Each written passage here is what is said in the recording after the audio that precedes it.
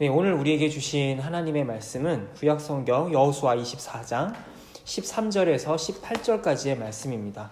네, 저와 여러분이 한 절씩 교독하겠습니다. 내가 또 너희가 수고하지 아니한 땅과 너희가 건설하지 아니한 성읍들을 너희에게 주었더니 너희가 그 가운데에 거주하며 너희는 또 너희가 심지 아니한 포도원과 감람원의 열매를 먹는다 하셨느니라. 그러므로 이제는 여호와를 경외하며 온전함과 진실함으로 그를 섬기라. 너희의 조상들이 강 저쪽과 애굽에서 섬기던 신들을 치워버리고 여호와만 섬기라.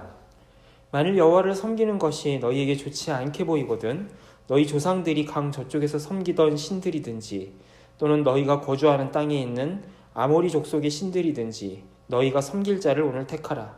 오직 나와 내 집은 여호와를 섬기겠노라 하니. 백성이 대답하여 이르되 우리가 결단코 여호와를 버리고 다른 신들을 섬기기를 하지 아니하오리니 이는 우리 하나님 여호와께서 친히 우리와 우리 조상들을 인도하여 애굽 땅 종 되었던 집에서 돌아오게 하시고 우리 목전에서 그 큰 이적들을 행하시고 우리가 행한 모든 일과 우리가 지난 모든 백성들 중에서 우리를 보호하셨음이며 여호와께서 또 모든 백성들과 이 땅에 거주하던 아모리 족속을 우리 앞에서 쫓아내셨음이라. 그러므로 우리도 여호와를 섬기리니 그는 우리 하나님이시니이다 하니라. 아멘. 네, 지난 하반기 동안 우리가 함께 여호수아를 읽고 나누어 왔습니다. 언제부턴가 생각을 해보니까 코로나 2차 대유행이 시작하기 전부터 좀 나누었던 것 같은데요. 여러분, 여호수아를 읽으면서 가장 기억에 남는 것이 무엇입니까? 아마 전쟁이나 승리나 패배 이러한 단어들이 아닐까 싶습니다. 이렇게 하반기를 지내오면서 어느덧 우리 연말을 맞이하게 되었습니다. 예수님의 오심을 기다리는 대림절이 이제 이번 주부터 사실 이제 시작이 되었는데요. 이제 우리가 지금까지 이어왔던 이 여호수아서를 이제는 좀 마무리를 해야 되지 않을까 싶습니다. 오늘 우리가 함께 읽은 본문은 여호수아가 긴 정복전쟁을 마치고 백성들에게 마지막으로 유언을 남기는 내용이 23장과 24장에 걸쳐서 기록이 되어 있습니다. 마치 모세가 가나안 땅을 앞두고 광야에서 유언을 남겼다면 여호수아는 이제 가나안 정복을 마치고 모세와 똑같이 그 후세들에게 남기고 싶은 이야기를 남기고 있는 것이죠. 오늘 우리가 다 읽지는 않았지만 여호수아 24장을 보게 되면 여호수아가 이스라엘의 역사 전체를 처음부터 쭉 훑고 있는 모습을 보게 됩니다. 아브라함부터 시작을 해서 이삭과 야곱, 그리고 야곱의 가족 중에서 요셉이 이집트에 건너가게 되죠. 그리고 그의 자손이 번성하게 된 이야기, 그리고 그들이 어떻게 다시 애굽, 이집트를 빠져나와서 이곳 가나안 땅에 이르게 되었는지를 다시 한번 쭉 이야기해주고 있는 본문이 여호수아 24장의 기록입니다. 애초에 하나님은 아브라함에게 두 가지 약속을 하셨습니다. 하나는 뭐였죠? 너의 자손이 하늘의 별과 같이 바다의 모래알같이 많아질 것이다. 그리고 두 번째는 뭐였습니까? 너가 아브라함 네가 밟는 이 땅을 너와 내 자손에게 줄 것이다 라고 약속하셨죠. 그런데 이 두 가지 약속이 아브라함과 이삭과 야곱을 거치면서 여호수아에 이르기까지 모두가 다 실현이 되었습니다. 이 아브라함의 자손들이 이집트에서 살아갈 동안 이 자손들은 수백만으로 불어나게 되었습니다. 아브라함의 가족이 처음에는 아브라함과 사라, 이삭, 그리고 이스마엘 이렇게 몇 명밖에 안 되던 가족이 여호수아의 때에 이르러서는 수백만의 백성으로 불어나게 되었다는 것이죠. 그리고 이들은 어느샌가 자기네 두 발이 가나안 땅을 딛고 서 있는 모습을 보게 되었습니다. 아브라함에게 약속하셨던 그 땅을 그 아브라함의 후손인 여호수아와 그 모든 이스라엘 백성들이 두 발을 딛고 서 있는 모습을 보게 되었던 것이죠. 이 모든 것들을 생각했을 때 이스라엘 백성들의 마음속엔 얼마나 큰 감격과 기쁨이 넘쳤을까요? 하나님은 신실하시구나, 하나님은 반드시 약속을 지키시는구나 라는 사실을 깨닫고 믿음과 감격이 그 마음속에 충만했을 것입니다. 자, 그렇다면 제가 늘 하는 이야기가 있죠. 자, 이들이 이렇게 이집트를 빠져나와서 애굽을 빠져나와서 가나안 땅에 들어가는 것이 오늘 우리와 무슨 상관이 있는가? 그렇지 않습니까, 여러분? 우리나라 역사 배우는 것도 사실 지겹고 힘든데 왜 굳이 우리가 저 고대 중동 땅 이스라엘 역사를 배워야 되는가? 그것은 바로 이 이야기가 단순히 이스라엘 백성들의 이야기를 넘어서 우리를 향한 하나님의 뜻과 계획을 담고 있는 하나님의 말씀이기 때문입니다. 자, 그럼 이들이 가나안 땅에 들어간 것이 가지고 있는 의미는 무엇이냐? 아까도 말씀드렸지만 하나님이 아브라함에게 하신 약속을 지키시는 신실하신 하나님이시다라는 약속도 있지만 또 한 가지 중요한 의미가 그 안에 있다는 사실을 우리는 알아야 됩니다. 그것은 바로 가나안을 정복하는 이스라엘 백성들의 모습을 통해서 진정한 자유인, 진정한 인간됨, 진정한 삶의 모습이 어떤 것인지를 주님은 우리들에게 보여준다라는 것이죠. 여러분, 이들이 이집트에 있었을 때 이들의 신분이 무엇이었습니까? 이들은 노예였습니다. 그런데 하나님은 이런 노예 상태에 있던 이스라엘 백성들을 구출해 주셨습니다. 자, 그러면 이들의 신분은 무엇이 되는 걸까요? 노예가 아닌 자유인이 되는 것이고요. 시민이 되는 것입니다. 하나님의 백성의 시민이 되는 것이에요. 이집트에 있었을 때는 노예였지만 이들이 하나님의 다스림 안에 있을 때는 하나님 나라의 시민이 되는 겁니다. 근데 여러분, 자유에는 꼭 따라오는 것이 있죠. 시민에게는 반드시 따라오는 것이 있습니다. 무엇가 따르죠? 바로 책임이 따라온다라는 것을 우리는 잊어서는 안 됩니다. 책임이 없는 자유는 방종이고 일탈이지 그것을 가리켜서 우리는 자유라고 부를 수는 없는 것이죠. 여러분, 노예는 어떻습니까? 노예는 자유가 있을까요? 노예는 자유가 없습니다. 대신 책임도 없는 것이죠. 이들이 출애굽을 해서 가나안에 정착해가는 그 모든 과정이 보여주는 진짜 의미를 여러분 아시겠습니까? 하나님은 이스라엘 백성들로 하여금 노예 상태를 벗어나 자유인으로 빚어가는 과정을 우리들에게 보여주고 있는 것입니다. 노예가 자유가 없다면 책임도 없는 것처럼 자유인에게는 모든 것이 허락되지만 그에 따르는 책임도 분명히 따라오게 된다는 것이죠. 여러분, 이스라엘 백성들이 왜 그렇게 이집트를 벗어나서 광야 중간중간에 왜 그렇게 애굽에 다시 돌아가자고 외쳤는지 이해가 가십니까? 이스라엘 백성들이 광야에서 줄곧 하는 이야기가 있죠. 우리가 이러려고 애굽을 빠져나왔냐? 다시 애굽으로 돌아가자라고 외치는 아우성 소리가 모세오경에 기록이 되죠. 왜 그랬을까요? 자기에게 부여된 그 책임의 무게가 너무 버거워서 그랬던 겁니다. 여러분, 자유는 그 자유를 누릴 만한 능력이 있을 때 비로소 그것이 기쁨이 되는 것이지 그에 따르는 책임과 능력이 받쳐주지 못할 때 자유는 오히려 버거운 짐이 되는 것이죠. 자, 그렇다면 하나님은 이렇게 자유를 벗어나서 다시 노예 상태로 되돌아가고자 하는 이스라엘 백성들을 어떻게 대우하셨을까요? 여러분들이라면 어떻게 하시겠습니까? 기껏 이집트 노예에서 구해줬더니 다시 못 살겠다고 돌아가겠다고 아우성치는 이스라엘 백성들을 보면서 너희들을 보아하니 도저히 그 자유를 누릴 만한 능력이 없으니 다시 노예로 돌아가라 라고 하셨을까요?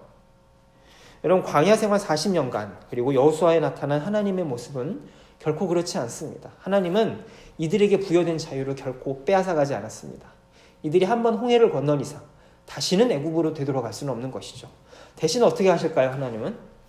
하나님은 그 이스라엘 백성들이 자유에 걸맞는 책임 있는 존재가 될 수 있도록 거의 반죽음 상태가 될 정도로 굴리시는 모습을 보게 되는 겁니다. 여러분, 형제들 군대에 들어가면 신분이 민간인에서 군인으로 바뀌죠. 그런데 신분만 바뀌었다 그래서 여러분 모든 것이 다 군대 생활이 끝납니까?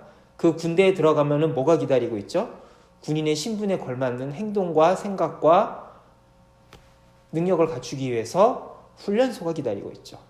이들은 하나님 나라의 훈련소에 입대한 거랑 마찬가지라는 겁니다. 돌아갈 수 있을까요? 없을까요? 돌아갈 수 없죠. 여러분, 우리들도 마찬가지입니다. 예수님을 믿었다라는 것, 그것은 바로 이스라엘 백성들이 애굽을 빠져나온 것과 같습니다. 이들이 애굽을 빠져나온 것은 자기의 의지나 자기의 능력이 아니죠. 전적으로 하나님이 하신 일입니다. 하나님이 홍해도 갈라주시고 애굽의 10가지 재앙도 일으키시고 처음부터 끝까지 다 하나님이 하셨어요. 오늘 우리의 구원도 마찬가지입니다. 오늘 우리의 구원은 하나님의 은혜이지 우리의 자신의 힘으로 예수를 믿은 것이 아니죠. 그런데 여러분, 그 이후에는 어떻습니까?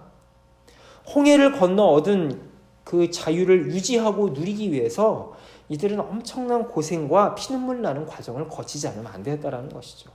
그리고 하나님이 약속하신 그 젖과 꿀이 흐르는 복락원을 누리기 위해서 여호수아를 중심으로 죽도록 싸우지 않으면 안 됐다라는 것입니다. 그것이 바로 오늘 우리들에게 부여된 하나님의 백성으로서의 자유의 진짜 모습이라고 하는 것이죠. 여러분, 예수님을 믿었다고 해서 그것이 우리의 현실의 모든 조건을 다 바꾸어주는 것은 아닙니다. 믿는 사람이나 안 믿는 사람이나 사실 세상의 거센 도전과 열악한 조건은 마찬가지입니다. 아니면 오히려 더 불리할 경우에 처할 때도 많지요. 그렇다면 하나님이 이러한 상황에 우리를 두시는 이유는 무엇 때문일까요? 그것은 바로 그리스도인으로서 우리가 하나님의 것을 선택하고 자라가라고 두시는 훈련의 도상이라고 하는 겁니다. 세상적으로 볼 때는 그것이 분명히 우리에게는 악조건이 분명하고 인생에서 만나는 쓰디쓴 고난에 그친다라고 한다면 하나님을 믿는 우리들의 하나님의 백성들에게는 그 모든 것들이 단순히 그냥 안 좋은 것으로만 끝나는 것이 아니라 우리에게 불리한 여건으로 끝나는 것이 아니라 우리를 책임 있는 하나님의 자녀로 자라가게 하기 위한 하나님의 훈련 도구로 쓰임받는다라는 것이죠. 여러분, 하나님의 자녀가 되어서 이 세상을 살아간다는 그것은 바로 하나님이 우리에게 주신 자유에 걸맞는 수준을 만들어가는 모든 과정을 의미하는 겁니다. 그러니 여러분, 당연히 힘들 수밖에 없죠. 여러분, 가장 편한 게 뭐죠? 가장 편한 거는 사실 생각 없이 살아가는 게 가장 편한 삶이죠.